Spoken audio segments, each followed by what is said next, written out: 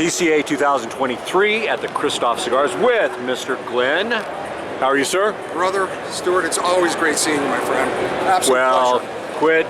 Quit with the compliments. You know that it's always a creepy experience or a creeper experience. I love you, man. Yeah. No, I love you better. I love you more. There you go. So listen. I love you more. Yeah, and normally I talk to Jared. Right. We've done interviews with him many times. Jared's awesome. And he's a fantastic guy, just an awesome cat. Awesome cat. So, right from the pulpit, let's say, because you could be a preacher. Yeah, I know. So, what inspired you with cigars? What was your initial experience with cigars? What got you started? So the background is, this is my second career, Stuart. So I started off, I was in finance for 19 years. I was really, the politics, the bureaucracy, and the finance industry was insane. I'm like, I'm done. So if I would smoke cigars, I started smoking Swisher Sweets when I was 16 years old. Probably shouldn't say that, but that is the fact.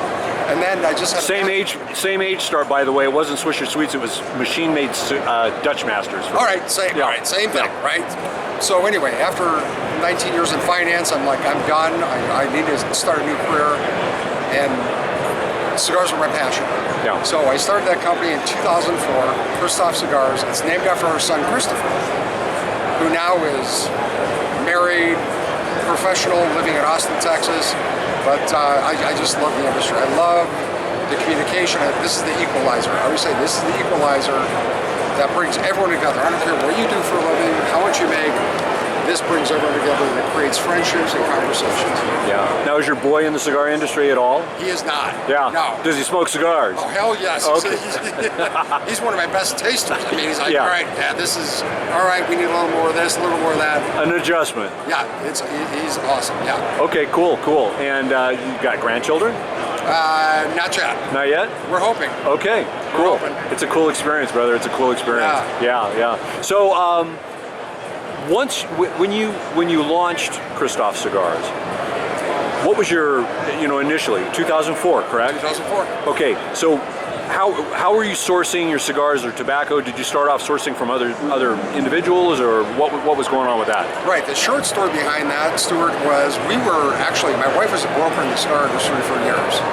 So when I quit my corporate job, I'm like, let's partner up. We'll broker cigars together.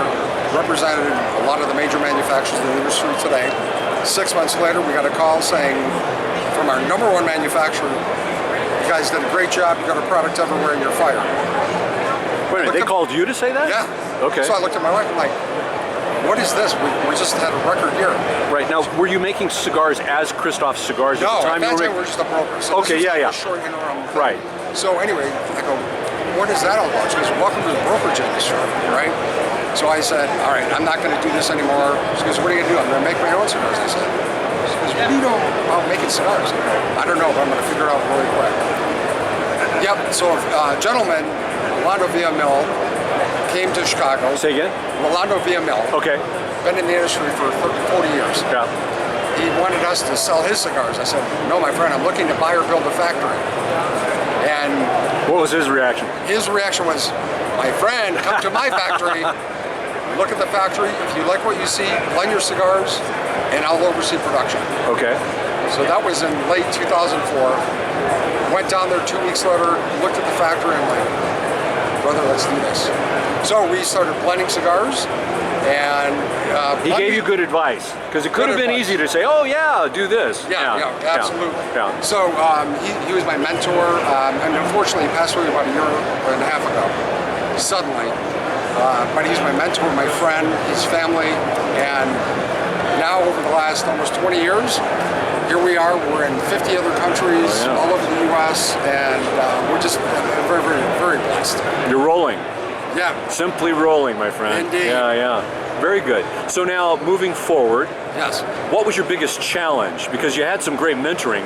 What was your biggest challenge in those early years? The biggest challenge is blending, right? Because there's no rule book on how you blend a cigar. It's all about, it's an artisan product, right? So it's about finding the right balance of spice and pepper, sweetness. And so that was the biggest challenge for me in the beginning. For the first year or so, it was tough. But once we hit that sweet spot on the cigar, the Kristoff, it just started taking off. So it was really a pleasant and exciting experience, right? And so. Okay, now continuing with Glen from Kristoff Cigars. Brother, we just had a little equipment issue, or a gear issue, as we would say in my world, and I just told you, you can use it too. 1 is none, 2 is 1, and 3 is just enough. So we had to switch up cameras because of battery issues. Last question that was pending just before I started to get a signal was about what your biggest challenge was as you were ramping up and getting involved in the cigar manufacturing business. Absolutely, yeah. So Stuart, I mean, the biggest challenge was really the blending process, right? It's an art. There's no science behind it. There's no book on how to blend cigars. So that was the biggest challenge for the first year and a half or so. And once I started getting that ramped up, and Rolando Villamil, my mentor, who unfortunately passed away a year and a half ago, right, taught me everything I know about tobacco processing, blending, aging, everything, fermentation, and it's just, yep. So it's been that was the biggest challenge. Yeah. Right. And then the next step is, once you get that down, is how do you build the market? Yeah. So it was me knocking on doors at brick and mortar shops. No one knew who I was. I used to walk in with a suit on for my corporate days in finance, and I'm schlepping cigars, right?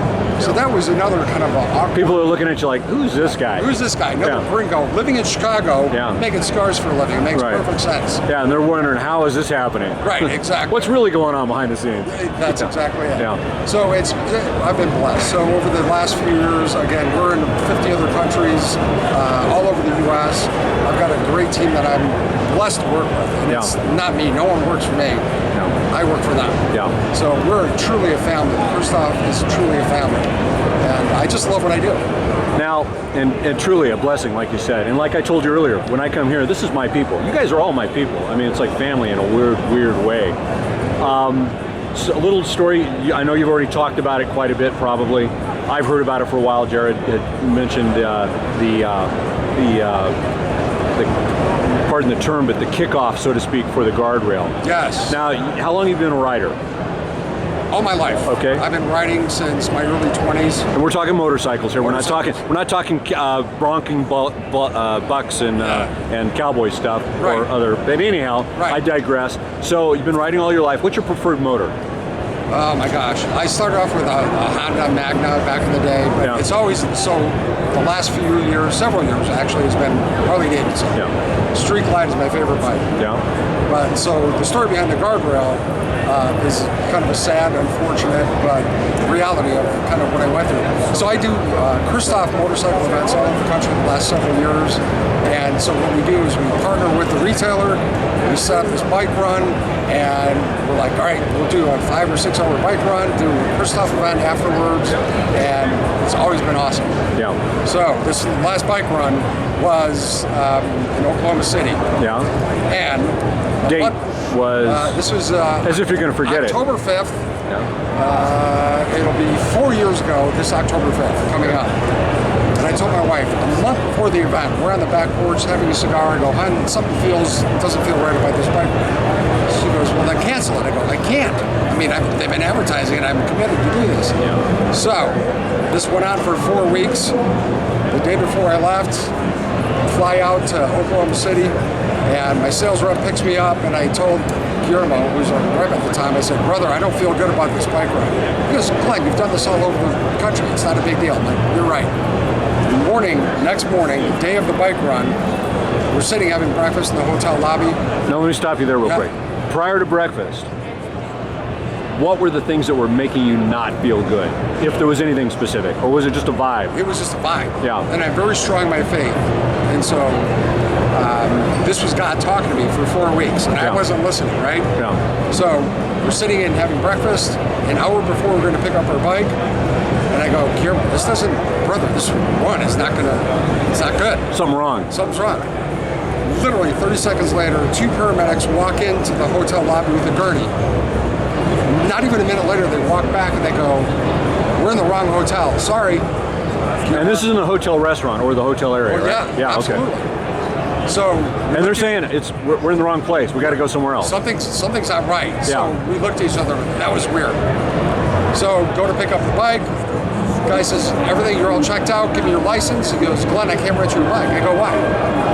He goes, your license expired on your birthday last week. I'm like, are you kidding me?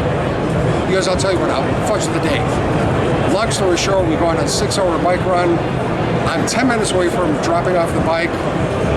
At the end of the run. At the end of the run. So the I'm run 10 minutes away from the dealership to drop off the bike. And the run has gone smooth. It was perfect. No hiccups, no problems. None. And I'm thinking in my head, what was I worried about? Yeah. So Stuart, I'm going through the sweeping right-hand turn, big crosswinds in Oklahoma City. The bike, I'm leaning it as far as it'll go. Yeah. Hits the peg, flies out from underneath me, and I hit a guardrail, doing about 65, 70 miles an hour.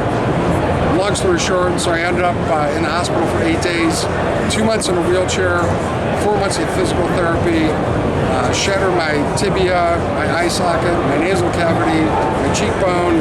I've got lots of metal in me now, but I'm blessed to be here. Yeah. So, how long were you in physical therapy? 4 months. 4 months of full, daily or? Yeah, every day. Every day. It was brutal. Wow. And you're back. So full recovery was approximately when? Now you're testing me. It took a while. Yeah, it took a while. Let's put it that way. Well, you're still going. You're still probably recovering. The body takes a while. Yeah, absolutely. That's interesting. You know, there's a story really kind of kicks me in the groin a little bit, because in certain professions, you could be going into something where you have some anxiety.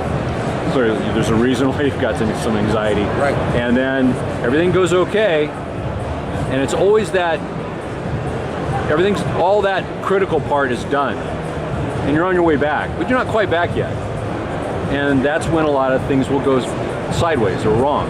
Right. Yeah, and it's really weird because, that's exactly what you experienced, brother. Exactly. You experienced that. God, well, it's so, and you said you're strong in your faith. Very strong. Even stronger now, I bet. 100%. Hey, come here, give me some love, man. That's a great fucking story. Thank you. Yeah. Well, kudos. Okay, now before we get all start getting down to our underwear and crap like that. Right. So what's okay? The guardrail cigar is the inspiration, I guess, or that is the inspiration of it. Yeah, the homage of the accident. Yeah. And taking a little while for that to come out too. It did. I remember hearing about that from. It was almost 3 years before we came out with that. Yeah. And I told Jared, our VP of sales, I'm like, keep this a secret. I don't want anyone to know this happened. Right. So when we came out with the guardrail, that's when the story came out and what happened. Right. Well, yeah, it's a personal thing, and you don't want to really. I know where you're coming from on that. We don't have to belabor it. So now the guardrail is out. And it's rocking. It is? It is rocking. Okay. And there's tobacco in there in the filler from Zimbabwe, Africa. Right. From a valley region. Yeah. As far as I know, I'm the only one using it. And the flavor is so outstanding. So how is the guardrail, how is it crafted, let's say? So filler the wrapper is a Brazilian Maduro wrapper. Right. We've got a Dominican binder on it. The filler's Zimbabwe, Nicaraguan, and Dominican. And it's just a very rich, very smooth, savory cigar. A combo filler. That's it's cool. amazing. And I don't know if that's common in the industry at all, is it? It's pretty common. Okay, yeah. But I like the different regions that's coming from. But that that's very Zimbabwe brings out a hickory note to it. It's outstanding. Very good. What is, I was going to say what is suggested retail on it, but that really varies depending on the region you're in. So there's whatever it is, if you find it, grab it, and it's probably worth the extra couple of dimes and shekels. I mean, we're in that sweet spot, that $10 or $9 to $11 range, depending on the size. Right, and depending on where you are too. Yeah, exactly. Okay, now, and I'll just highlight it. I understand that this is your bestseller. The original Maduro. That's the second cigar I came out with, and it's still our #1 best-selling cigar in the industry worldwide. And you just call it the Maduro, correct? The original Maduro. The original Maduro, yeah. Okay, cool. And it is very smooth, as I can attest to now, although that I really attest to anything. But so, is there anything on the anything else you'd like to mention? Anything else that's coming out like later this year, or that you have a visual horizon about? Right. So a couple of things. So we got 3 new blends we're launching at the show. One is the PCA exclusive, 1,000 boxes. That's it. As a retailer, you have to be here to actually get it. We'll sell out before the show's over.